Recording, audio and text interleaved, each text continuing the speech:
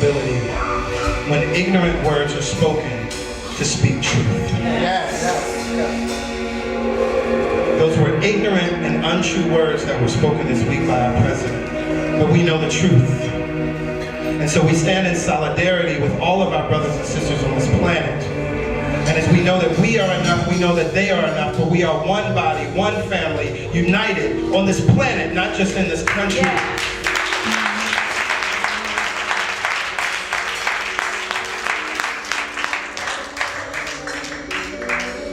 And so I am even grateful for the foolish words that came from his mouth, because he gave us an opportunity to come back to the truth, to speak the truth to ourselves, yes. to remember, wait, no, I'm not validated by his words in any way. It is what I say. Yes. That's the truth of my life. Yes. We are indeed enough. Well, hello and good morning again, Celebration Spiritual Center. It's so good to be here with all of you. It feels good up in here. Yes, yes? Yes. So we're going to dig right in. Thank you, Tarshay, for sharing the synopsis for Hustle and Flow, our series this month. And last week, my topic was re-engineering the corporation. And what I talked about was the idea of thinking about ourselves, that we are actually the CEOs of a corporation, and that corporation is our thought system. And in order to be, do, or have whatever it is that we want to be, do, or have in 2018, then we may have to re-engineer our thought system. We may need to re-engineer our corporation. And there's some 3 words that I shared that we can post on the walls, that we can make desktop wallpaper, that we would put up in the cafeteria of our corporation. Align, allow, and then flow. And I said that particularly in that align stage, that when we take the time to align and connect with consciousness, connect with the God within us, that connection creates confidence, and then confidence creates calm.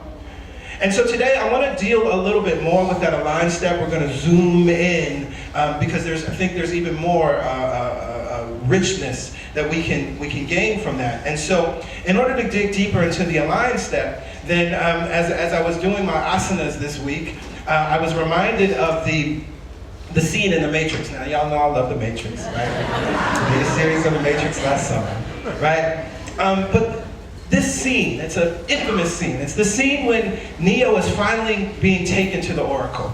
And he's taken to the Oracle, and he enters into the apartment where she is, and there are all the other potentials that are there, right? And there's a girl, and she's like levitating blocks, right? And then there's a little boy, right? He looks like a little Buddhist monk, right? And what is he doing? He's looking at a spoon and causing the spoon to just bend by his own will. And you see that there's a pile of spoons there that he's just been doing that. And of course, Neo is very intrigued. And he goes and sits in front of the boy cross-legged, and the boy says to him, "Do not try to bend the spoon, that's impossible. Instead, only try to realize the truth." And Neo replies, "What truth?" The boy says that there is no spoon. "There is no spoon," Neo replies. And the boy says, "Then you will see that it is not the spoon that bends, it is only yourself." So our topic today is there is no spoon. And I think that as we're moving from hustle to flow, the reason that we get caught up in the hustle is because we think there's a spoon. But the truth is, who and what we are, as we operate in this life as though we are the spoon, we're not the spoon. There's something within us that's animating us. There's an eternalness, there's an eternal being that is us, that is the thing that's inhabiting these temporary vehicles. That is the thing that's doing the work. But when we think that there is a spoon, then we think that this limited, finite body is the thing that has to accomplish things. And that's the smallest part of your power. Now, as we have this example from The Matrix, it's exemplified in another way in another one of my favorite movies. Star Wars, The Empire Strikes Back.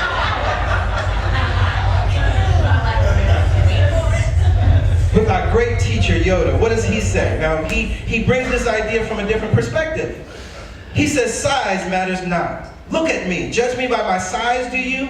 And well, you should not. For my ally is the Force, and a powerful ally it is. Life creates it, makes it grow. Its energy surrounds us and binds us. Luminous beings are we, not this crude matter. You must feel the Force around you, here, between you, me, the tree, the rock, everywhere. Yes, even land and ship. Yoda was clear that there wasn't a spoon. He was clear that he had a powerful ally that was working in, through, and as him. And so it didn't matter that he was the smallest Jedi that ever existed. Size matters not. And he understood that he was a luminous being, not this little wrinkled green being that we saw on the screen. And when you understand that this ally, that the force, consciousness, that you have this powerful ally, what does it do? Life creates it. It makes it grow. Its energy surrounds us and binds us. We're not this crude matter. There is no spoon. And then our dear elder brother Jesus said the very same thing. And when we find in the chapter, John 14, where he's talking, there's so many wonderful things that he's saying in this particular verse. It's very common, very famous. And it starts out where he writes, or he says this in verse 6. I am the way and the truth and the life. No one comes to the Father except through me. If you know me, you will know my Father also. From now on, do you know him and have seen him? And then in this moment, the disciple Philip, the disciple actually represents the sign of Virgo. And so we recognize that the sign of Virgo, depending on some traditions you look at, the motto for Virgo is I analyze, right? Virgos are interested in details. And so the Virgo in us all, Philip, said to him, Lord, show us the Father, and we will be satisfied. That's that part of ourselves that needs to see it, to believe it, right? And that's that part of ourselves that's always questioning the details. He just laid out this profound mystical truth, and Philip says, show us. And Jesus replies, have I been with you all this time, Philip, and you still do not know me? Whoever has seen me has seen the Father. How can you say, show us the Father? Do you not believe that I am in the Father and the Father is in me? The words that I say to you, I do not speak on my own, but the Father who dwells in me does his works. So let's break down the mystical nature of this, because unfortunately, this passage has been taken to mean that Jesus is the only way, the only truth, and the only life. But what Jesus was exemplifying and what he was teaching his disciples is there is no spoon. What he was teaching his disciples is, I have this powerful ally called the Force. And because I'm one with this Force, if you see me, you see the Force. If you see me, you see God. You're asking me to show you God, and I'm saying, look at me and look at yourself, because God is you. You are the form of God. God will not show up in any other form except what it has created. Yes. Did we hear that? Yes. Okay.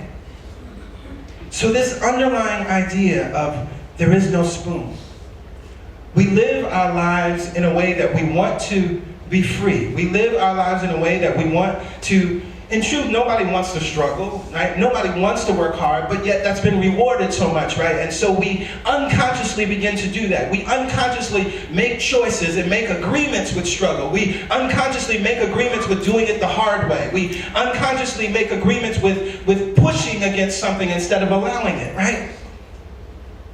But we have this beautiful opportunity, if we remember that there is no spoon. What I thought about the verse, or the Psalm 23, right? We're familiar with Psalm 23. The Lord is my shepherd, I shall not want. He maketh me to lie down in green pastures. He leadeth me beside still waters. He restores my soul.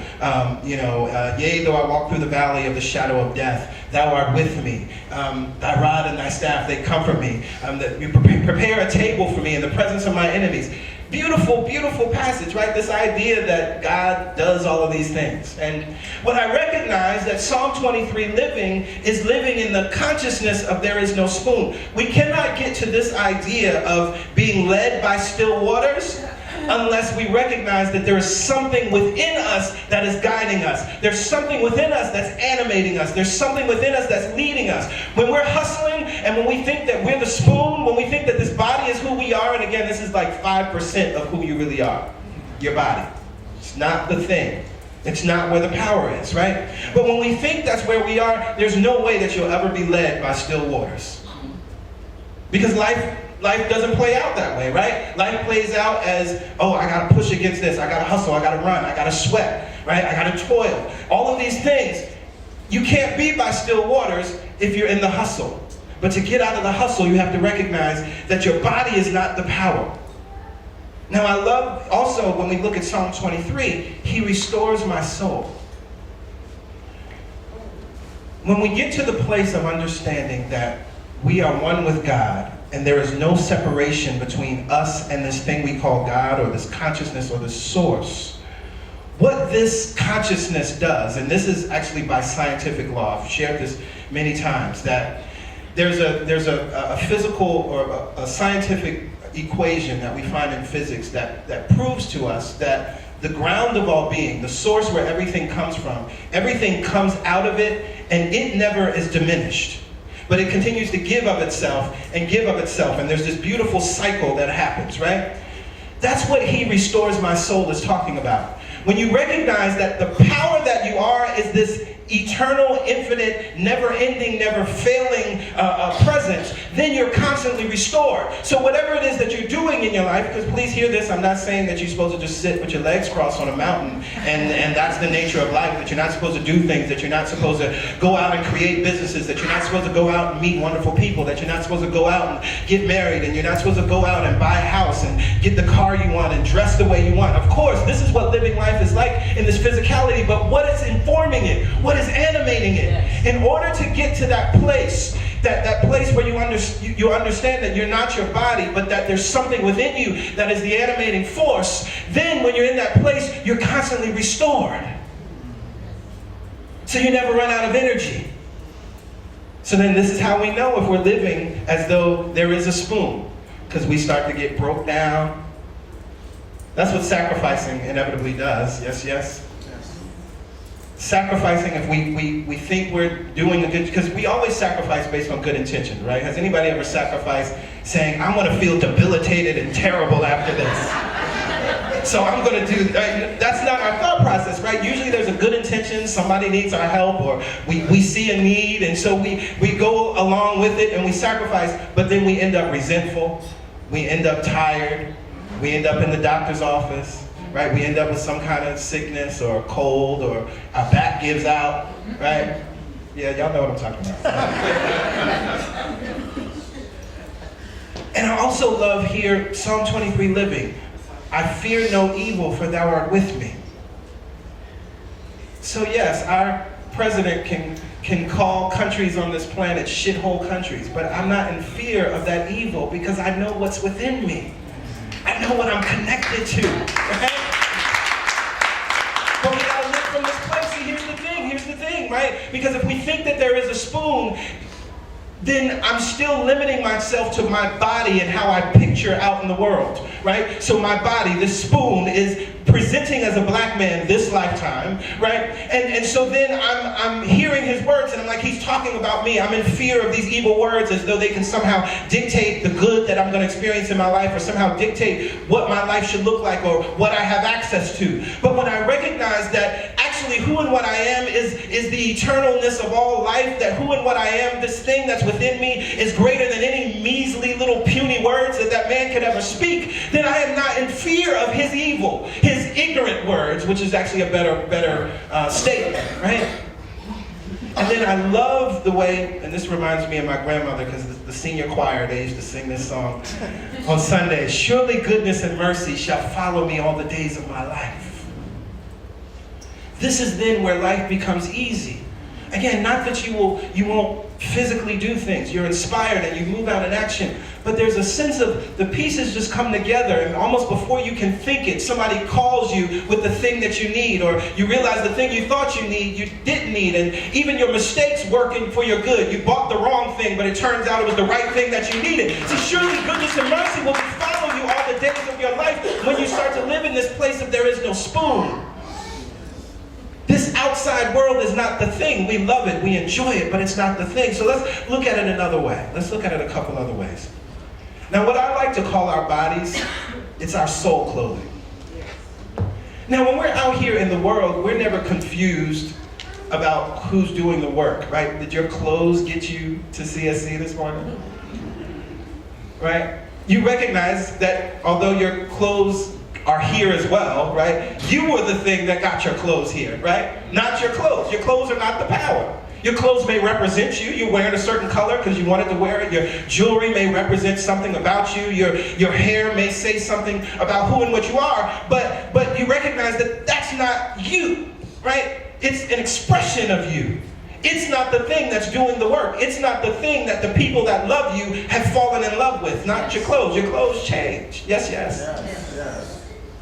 And so when we recognize that, unfortunately, this is what we're doing in life. It's as if we own a car and we've gotten so confused that we think as we're driving around that the car is us. And so your car gets hit and you're like holding your leg, right? But you're not the car. There is no spoon. I'm actually almost done. So, how do we know that we're operating like there is a spoon? We talked about it earlier, but it's incredibly important, right? So when you're operating like there is a spoon, the way you can know many times, sometimes you can't know in the moment. Many times you can, because ultimately you know by the way you feel. But many times you're just moving through the experience and it's not until after. You might feel debilitated. Another one, and this is probably just me, you might feel resentful. Oh, it's not just me? It's not, okay. Right? You might feel weak. You might feel tired. You might just be pissed off. You might feel tested. You might feel like, oh, God was testing me through that. I think I made it through. That's why it was so hard, because God was trying to see if I was really worthy of this thing, right? Or you might feel victimized, right? In being pissed off, then you can talk about what this person did and what that person did and what they did to you and what they didn't do and what they said and what they didn't say. This is an indication that you're operating as though there is a spoon, right? And the other thing about it, we'll go back to cars. When I say you'll know by how you feel, so let's say someone said, hey, let's take a road trip. Let's drive cross country. Let's drive from Brooklyn to LA. And you're like, okay. And you get a rope and you tie it around your waist and you go to the car and tie it to the car and then just start running. That's what living like there is a spoon, not understanding where your power lies, that's what we're actually doing. And then you drag that car all the way across the country, and then you're weak, you're tired, you're pissed off, you're resentful. Why? Because your friend is in their car driving. You're like, well, I don't understand. Like, are they better than me? Why are they just riding smoothly? Why are they further ahead than me? You tied a rope around your waist and tied it to the car instead of operating the vehicle. See, when you understand the power that you have the power to operate this vehicle, not let it drag, not be dragged by it or try to drag it on your back. That's not where the power is. You are the operator of this vehicle. Yes. And so that is then why you can do as what was so beautiful in that scene in The Matrix. You recognize, don't try to bend the spoon, that's impossible. Your bodies were not designed to do these incredible tasks. But when you recognize that there's a power within you that empowers the body, then all things are possible. Don't try to be successful by the power of your personal will. Don't try to be successful by the sweat of your brow. Don't try to be successful by how strong you think you are, how much you can lift. That's impossible. Instead, realize there is no spoon. Instead, realize that you're not this body. You're a powerful spiritual being within this body. And that's why it responds to your thoughts, positive or negative. It always does. And when we come to that place, then we can begin to live from the opposite. We can begin to live and know that we are not this body, and we can speak to every cell of this body and cause it to come into whatever form we want. We recognize that we are connected to this thing that restores our soul, that replenishes us, that in truth we are always plugged into this eternal battery. I've said it many times, treat your spirituality like you treat your iPhone, right? Plug in. Plug in, right? You don't walk out of the house without a charge. but we walk out of the house without our spiritual charge all the time. And so then when you do that, you will feel restored, you will feel renewed, you will feel supported, you will feel refreshed, you will feel energized, and you will feel fulfilled. But you gotta know there is no spoon. And in truth, as we sang the song, you gotta know that you are enough just as you are. So there's nothing that needs to be added. No force is needed. We just live in power. With that, I invite everybody to stand.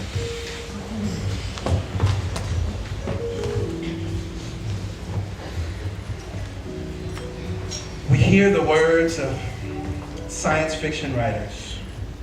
Don't try to bend the spoon, that's impossible. Instead, know that there is no spoon. We hear the words of science fiction writers through the beautiful teacher Yoda. Luminous beings are we, not this crude matter. For our ally is the Force, and a powerful ally it is. We hear the words of Jesus, and we now speak them for ourselves. I am the way. I am the way. I am the truth. I am the truth. And I am the life. I am the life. If you have seen me, you have seen God. You have seen God. We're going to affirm that again. I am the way. I am the way. I am the truth. I am truth. I am the life. I am life. If you have seen me, you have seen God. You have seen God. I am enough. I am enough. I am enough. I am enough. Just as I am. Just as I am. I am enough. I am enough. To that we say amen. Amen. Ashe. Ashe. And so it is. So it is. So it is. Thank you, God.